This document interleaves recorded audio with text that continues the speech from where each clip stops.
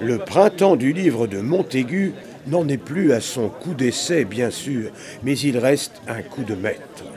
Cette édition 2023 a fait le plein de spectateurs durant les 3 jours de ce week-end littéraire sous la présidence d'Étienne de Montetti, directeur du Figaro littéraire. Ici, à l'inauguration, en compagnie d'Antoine Chéreau, vice-président de la région, d'Alain Leboeuf, président du conseil départemental de la Vendée. Ce qui est nouveau, c'est que c'est complet depuis vendredi. Traditionnellement, la journée du vendredi était consacrée aux scolaires. Et puis, on a pris la décision d'allonger le temps. Vous savez, depuis quelques années, il y a de plus en plus de monde. Donc, on essaie de trouver toutes les astuces permettant d'élargir à la fois en temps. On a commencé vendredi, évidemment, plus tôt avec les écrivains, mais aussi dans l'espace, puisqu'il y a non seulement le chapiteau qui est derrière moi, mais il y a également tout un tas d'animations qui se font en ville ainsi qu'au parc Henri Joyot. Alors, c'est une institution reconnue pour sans doute plusieurs raisons. D'abord, les chiffres sont là. Alors, chacun donne les chiffres qu'il veut, mais grosso modo, il y a 5 ou 6 grands salons en termes de fréquentation en France, dont le nôtre. Donc, on en est très fiers. Mais c'est aussi un salon qui est couru par les écrivains eux-mêmes. On fait beaucoup attention à les accueillir le mieux possible et je crois que c'est réussi, ils aiment bien. Et puis surtout, il y a un public nombreux, un public qui ose franchir le stand, qui ose entrer en discussion avec l'écrivain et puis qui, accessoirement, vient demander des signatures et ramène des livres. Une des intentions du département, c'était de favoriser, pour le vendredi en particulier, l'ensemble de nos bibliothécaires, bénévoles, mais aussi salariés.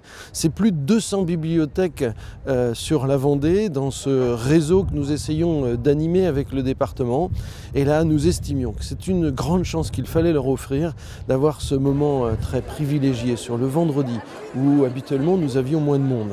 D'avoir ce moment privilégié avec des auteurs.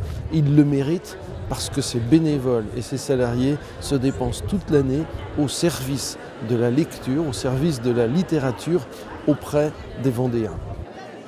On a frôlé les 300 auteurs, 300 écrivains répartis dans tous les genres littéraires, littérature générale, roman, histoire, essai, et bien sûr bande dessinée.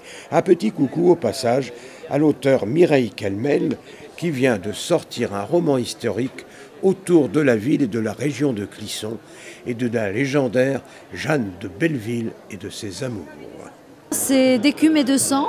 Enfin, en tout cas, celui qui me tient le plus à cœur, évidemment, Montaigu, puisque j'y raconte l'histoire de Jeanne de Belleville, dame de Clisson et de Montaigu. Et j'avais vraiment envie de vous la faire découvrir. Parmi vos héroïnes, quelle est celle qui ressemble le plus ?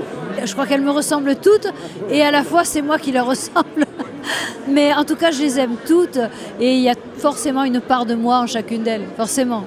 Bien sûr, Montaigu est aussi le rendez-vous incontournable des nombreux auteurs régionaux et singulièrement vendéens, comme ceux de la Société des écrivains de Vendée par exemple, et bien d'autres écrivains tels Yves Violier, le régional de l'Étape, qui signe ici son dernier opus, Un jeune homme bien tranquille aux presses de la Cité.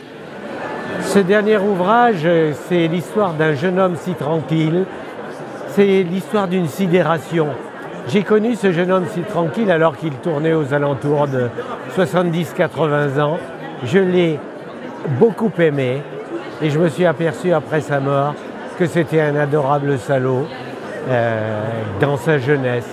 Toute la question c'est, alors que je l'aime encore cet homme-là, est-ce qu'il m'a roulé dans la farine ou est-ce qu'il avait droit à une rédemption ? Un cru 2023 qui a probablement battu le record de participation d'un public fidèle à ce rendez-vous du livre et toujours au printemps.